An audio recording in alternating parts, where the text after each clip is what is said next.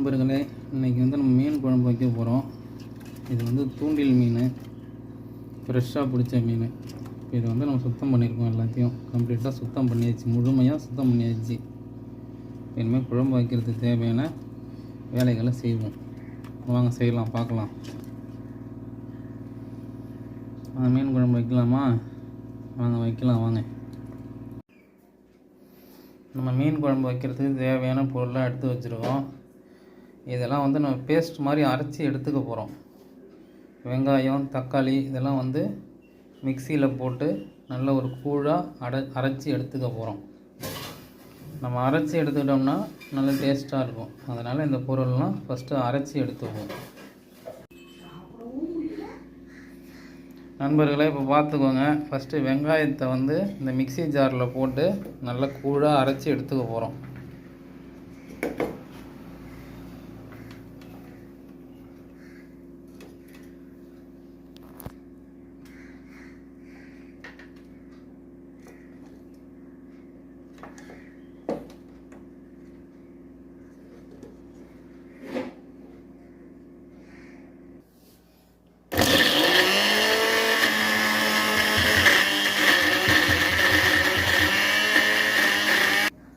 பாருங்கள் நண்பர்களே, வெங்காயத்தை அரைச்சி எடுத்துக்கிட்டோம். இப்போ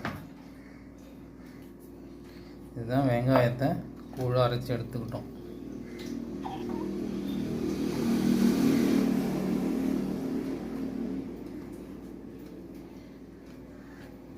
வெங்காயத்தை அரைச்சி எடுத்துக்கிட்டோம். அடுத்தது தக்காளி அரைச்சி எடுத்துக்குவோம்.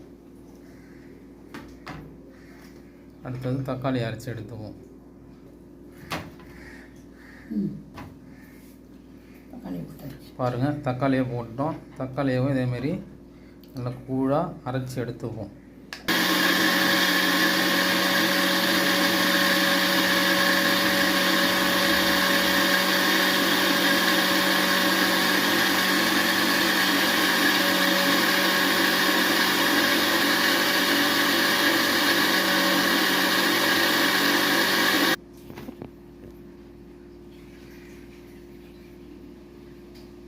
இந்த பாருங்கள், தக்காளியும் நம்ம கூழாக அரைச்சி எடுத்துக்கிட்டோம். வெங்காயம், தக்காளி ரெண்டுத்தையும் அரைச்சி எடுத்துக்கிட்டாச்சு.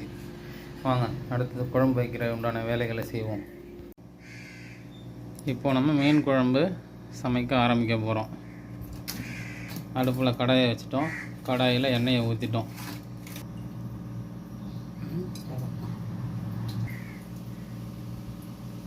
வடகம் போட போகிறேன். பாருங்கள், நல்லா கடாயை வச்சுட்டோம். கடலை எண்ணெய் ஊற்றிருக்கோம். அதில் வடகம் ஃபஸ்ட்டு போடுறோம். மீன் குழம்புக்கு தேவையான வடகம் 1 ஸ்பூன் போட்டிருக்கோம்.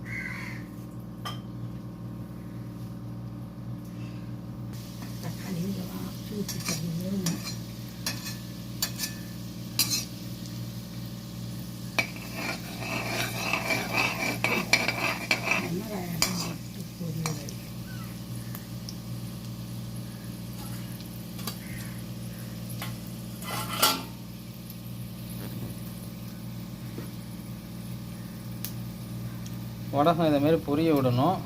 வடகம் பொரிஞ்சதுக்கப்புறமா வெங்காயம் நம்ம அரைச்சி வச்சுருக்கோம் இல்லையா, அந்த வெங்காயம் அரைச்சி வச்சுருக்க கலவையை சேர்க்க போகிறோம்.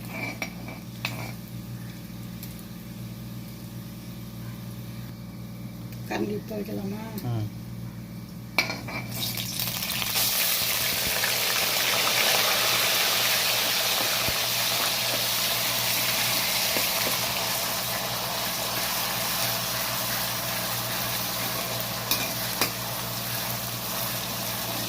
நம்ம இந்த வெங்காயம் அரைச்சி வச்சுருந்தோம் இல்லையா, இந்த வெங்காயம் அரைச்சி வச்சுருந்த கலவையை சேர்த்துருக்கோம்.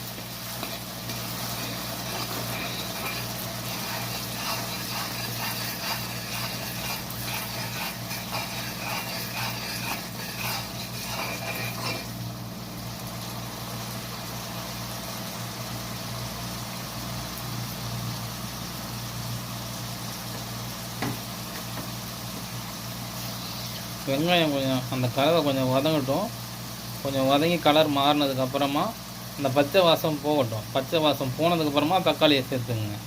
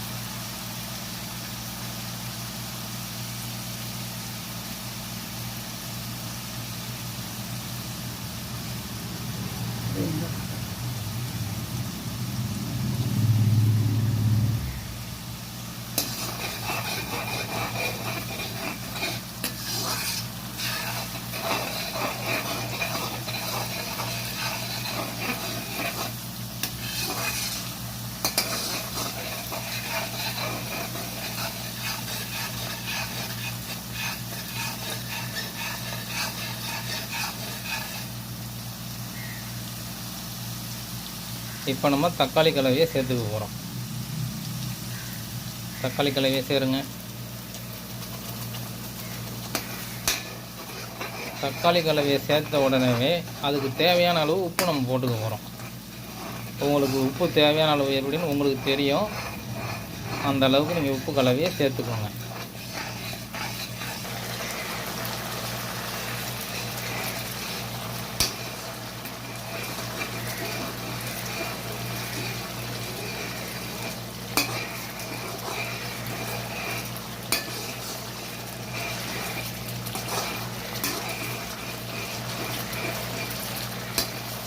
உப்பு சேர்த்துருக்கோம், கல் உப்பு.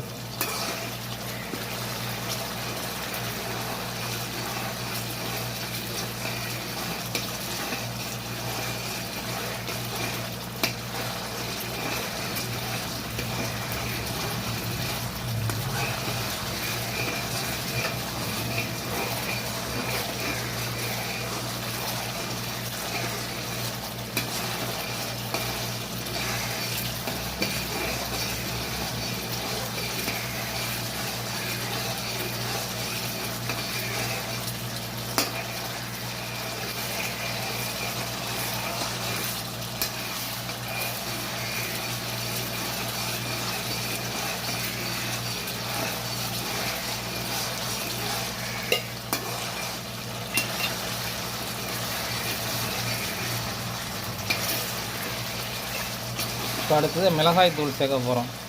மிளகாய்த்தூள்னால் இதில் மிளகாய்த்தூள் மட்டும் இல்லை, மல்லித்தூளும் இருக்குது. மிளகாய், மல்லி, மிளகு மற்ற பொருட்கள்லாம் சேர்த்து அரைச்சி வச்சுருப்பாங்க இல்லையா வீட்டில், அந்த மிளகாய்த்தூள், குழம்பு மிளகாய்த்தூள். அந்த குழம்பு மிளகாய்த்தூள் சேர்த்துக்க போகிறோம். தனி மிளகாய்த்தூள் இல்லை, குழம்பு மிளகாய்த்தூள் சேர்த்துக்கிறோம்.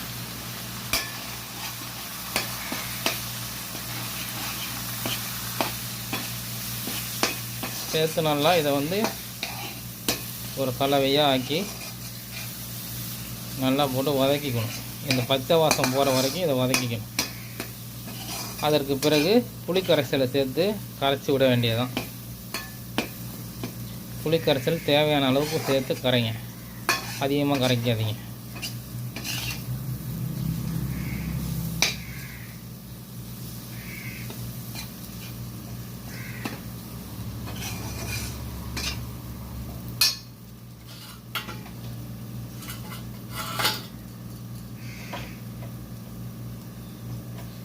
குழம்பு பிடிக்கணும்ல,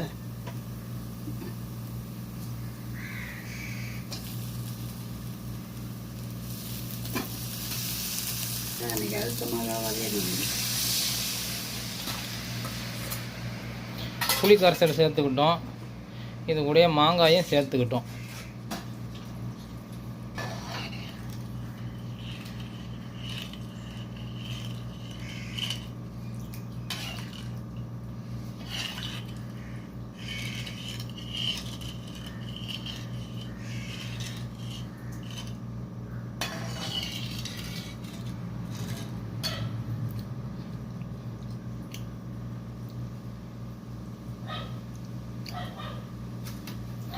உப்பு, புளி, காரம் எல்லாம் சரியாக இருக்குதா அப்படின்னு பரிசோதனை பண்ணுறாங்க.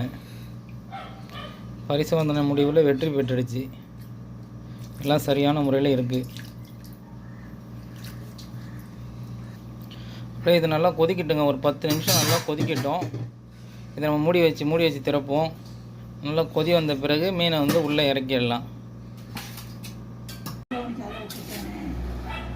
பாருங்கள் நண்பர்களே, மீன் குழம்பு கொதிச்சிக்கிட்டு இருக்குது. இதை வந்து நம்ம வந்து மூடி வச்சு திறக்கணும். இப்போ மூடி வைப்போம். ஒரு 10 நிமிஷம் கழித்து மீண்டும் திறந்து பார்க்கலாம். அதனால் இப்போ மூடி வைப்போம்.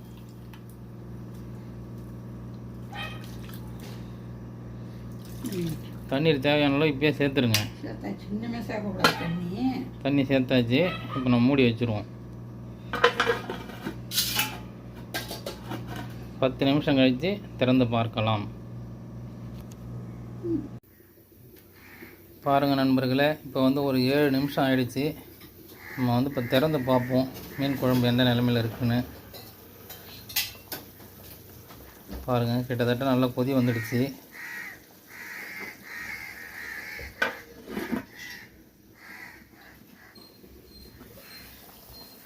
பாருங்கள், குழம்பு வந்து நல்லா கொதிச்சிடுச்சு. இப்போ வந்து மீனை உள்ளே இறக்க போகிறோம். இறக்கலாம். இறக்குங்க.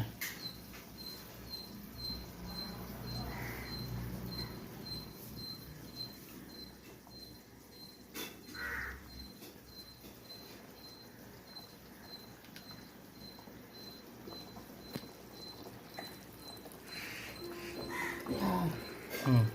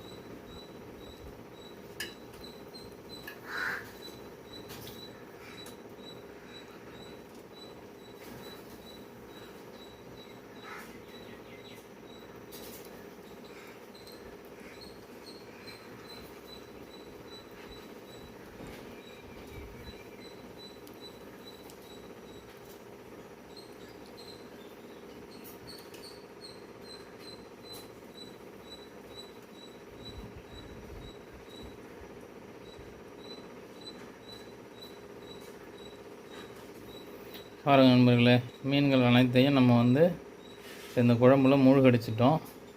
அந்த குழம்புல அந்த மீன்கள்லாம் கொஞ்சம் நேரம் நீந்துட்டோம். நம்ம அது வரைக்கும் மூடி வைப்போம். மூடி வச்சு ஒரு 5 நிமிஷம் கழித்து திறந்து பார்க்கலாம்.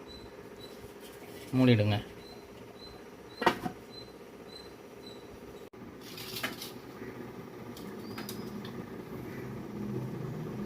திறந்து பார்க்க போகிறோம் நண்பர்களே. திறக்கலாம் அவங்க நம்ம.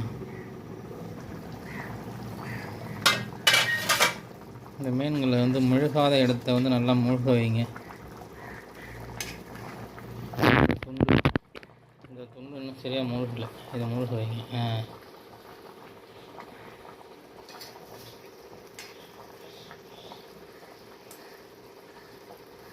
கிட்டத்தட்ட மீன்களும் வெந்துடுச்சு நண்பர்களே. இங்கே பாருங்கள், மீனோட கண்ணை பாருங்கள் எப்படி இருக்குது பாருங்கள்.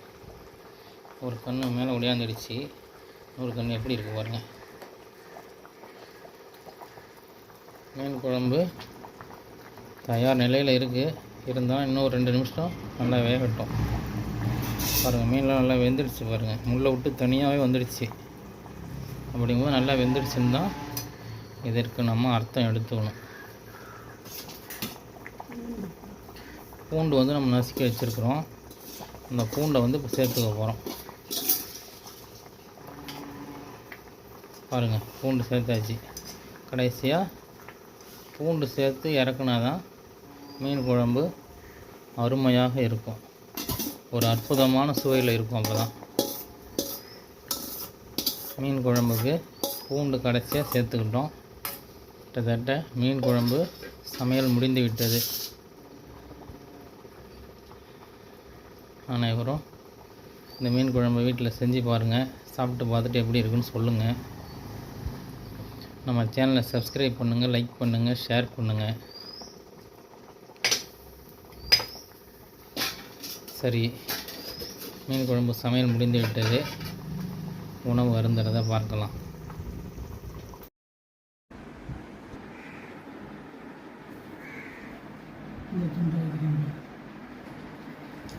பாருங்கள் நண்பர்களே, நம்ம வந்து மீன் குழம்பு வச்சு முடிச்சிட்டோம்.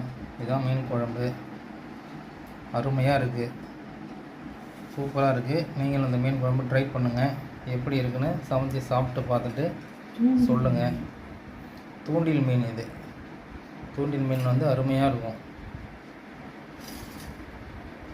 அதனால் எல்லோரும் ஒரு தடவை சமைச்சு சாப்பிட்டு பார்த்துட்டு எப்படி இருக்குன்னு சொல்லுங்கள்.